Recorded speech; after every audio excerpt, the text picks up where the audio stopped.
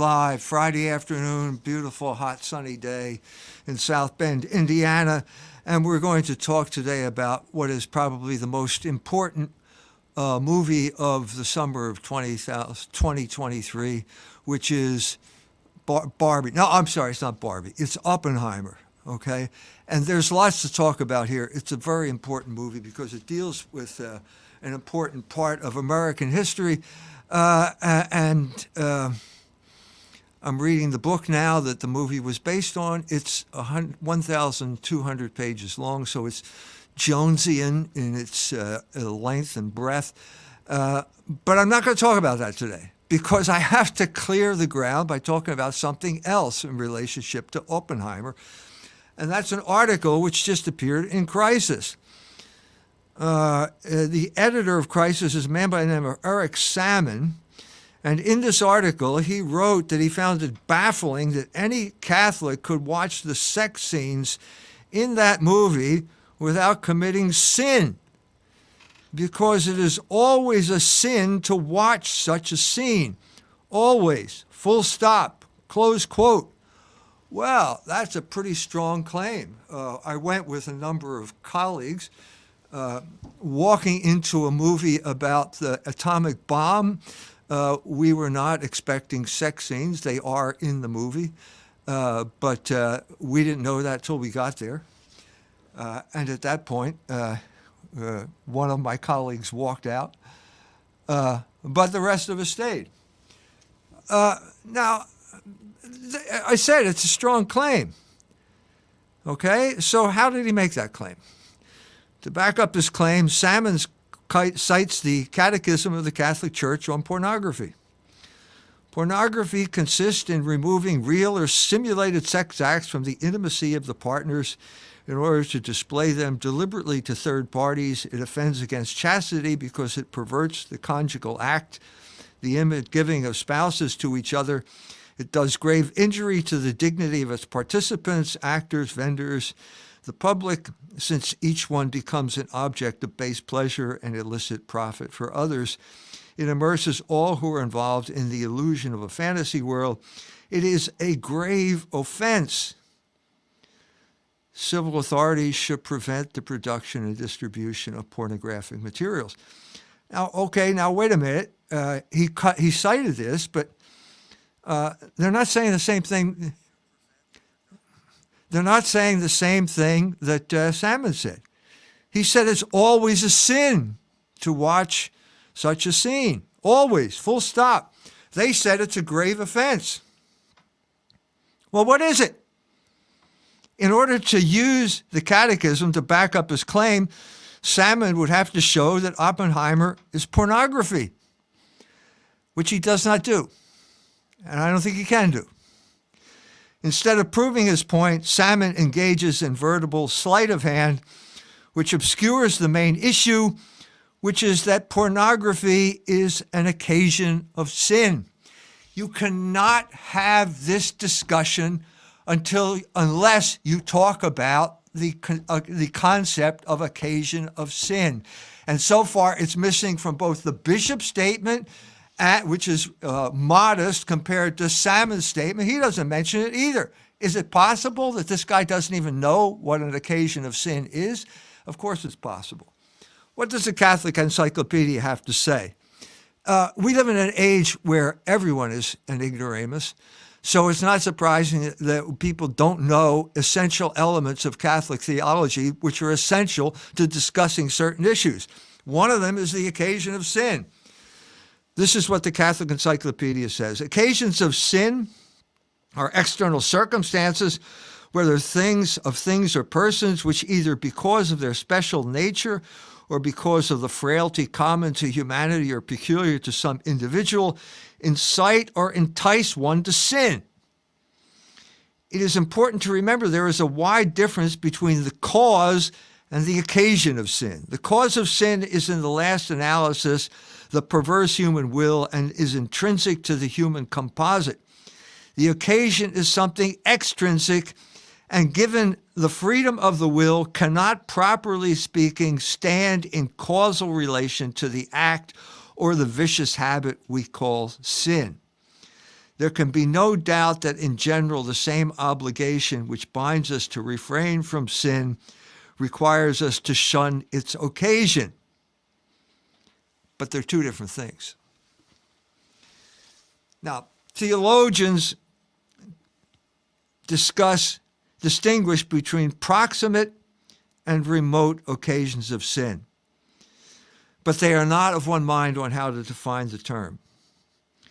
De Lugo defines proximate occasion, or near occasion, as one in which men of like caliber, for the most part, fall into mortal sin, or one in which experience points to the same result from the special weakness of a particular person.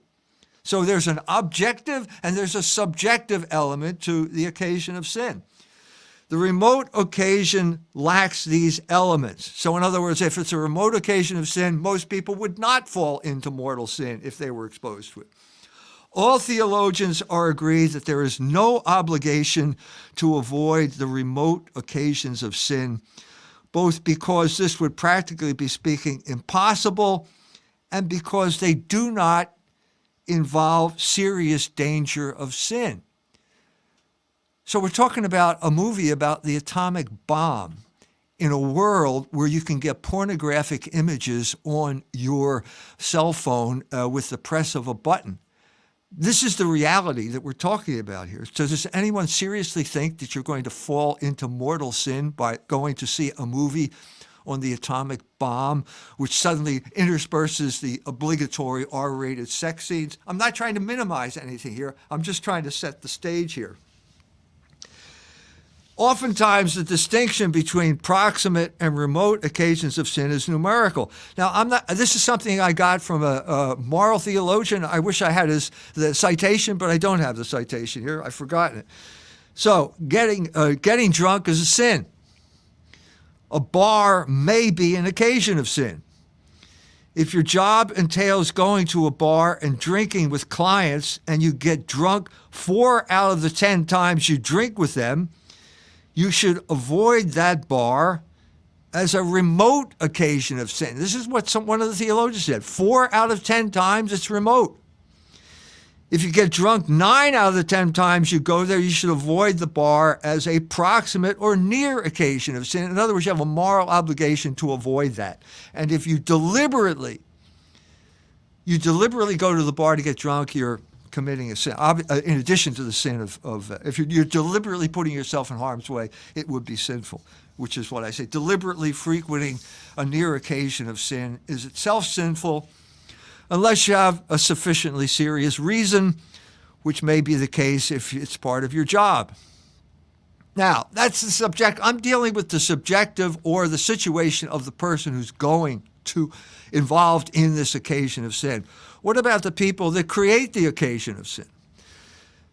Filmmakers should not put people into an occasion of sin for no good reason, which is clearly what director Christopher Nolan did in Oppenheimer, where the sex scenes are gratuitous and could have been avoided. That is exactly what happened in Islamic countries. They basically photoshopped a dress onto the lady who was talking to Oppenheimer with her bare breast exposed. They put that on her. And same story, nothing changed. Nolan could have done the same thing, but he didn't.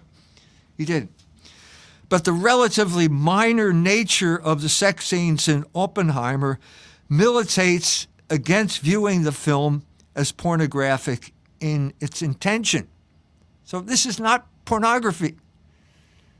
Okay, we know what pornography is. You can get it on your cell phone. This is a movie which has R-rated Hollywood conventions, and this is one of the conventions, which didn't have to be that way. It's gratuitous. It's not essential to telling the story. This does not mean that it could not be for some a near occasion of sin which should be avoided.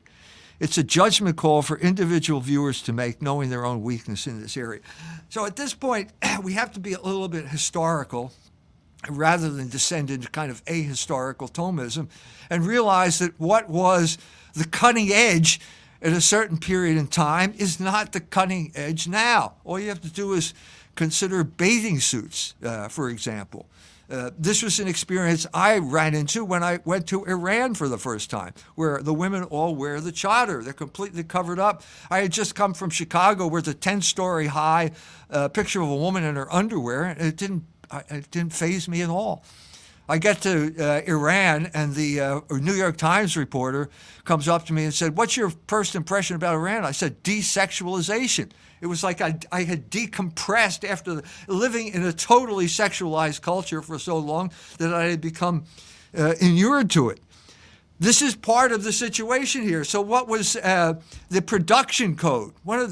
We've all know the story here about Hollywood, how basically the Catholics imposed a production code on Hollywood to keep nudity out of the films. And they did. So I think it was 1940, there was a movie. Howard Hawks produced the film called The Outlaws, I believe, and it's Jane Russell. Oh, Jane Russell is wearing a dress. She's wearing a low-cut dress, and that is reason to debate whether the film should be banned or not.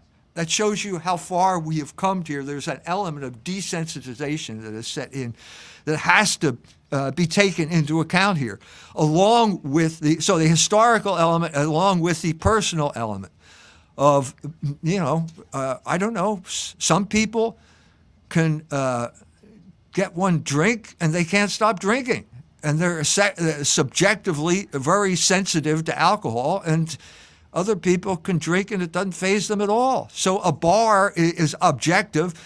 Getting drunk is an objective state. But the personality of the person is subjective, and that has to be factored into it. But given that fact, it is not a purely subjective issue here. So Father John Hardin, S.J., the Jesuit, wrote a catechism. He says that pornography is always a near occasion of sin. Okay, that's what he said. He's an authority. The question then becomes, is Oppenheimer pornography? Well, no, it's not. The sex scenes in Oppenheimer make it, objectively speaking at this point, a remote occasion of sin, which means that at another time and under other subjective circumstances, it could be a near occasion of sin for some. But objectively speaking, it's a remote occasion of sin. This is the terminology we have to use here in order to come to some type of definitive understanding of what we're talking about. And that means it is not, as Salmon says, a sin to watch Oppenheimer. Salmon's claim that it is always a sin to watch such a scene, always full stop, is forceful, but it's not accurate. In warning his readers against laxity, he should not overstate his case. Once we introduce the proper terminology into this discussion, Salmon's claim reveals itself as an overstatement, and I'm going to make my subjective claim here, and nothing more than an extended exercise in virtue signaling, which places unnecessary burdens on the consciences of those who take his magazine seriously. Why do people engage in virtue signaling? The answer is guilt. The answer is guilt. So whenever you see a sign on someone's front lawn saying, "In this house we believe that science is real," and blah, blah, blah, it's virtue signaling, and there's guilt involved. And the guilt becomes clearer when you see a sign that says, abortion, keep abortion legal, or something like that. There's guilt driving that. That's an instance of virtue signaling, politically correct virtue signaling, and that's an instance of that. That's what's driving that. So what's driving Mr. Salmon? Well, I had a run-in with him not too long ago. He published an article by Janet Smith accusing me, who accused me of being an anti-Semite. This is not true, as I proved last week in my dealings with the ADL. It's a slanderous statement, so I wrote a response, and he wouldn't run it. He wouldn't run it. This is a sin. I have a right to my good name. To slander me like this is a sin against the 8th commandment. Maybe that's the reason we have such aggressive chest-thumping virtue signaling on an issue where he's completely out of his depth and doesn't even know the proper terminology that you need to discuss it. Anyway, that's my rant. Let's hear what you have to say.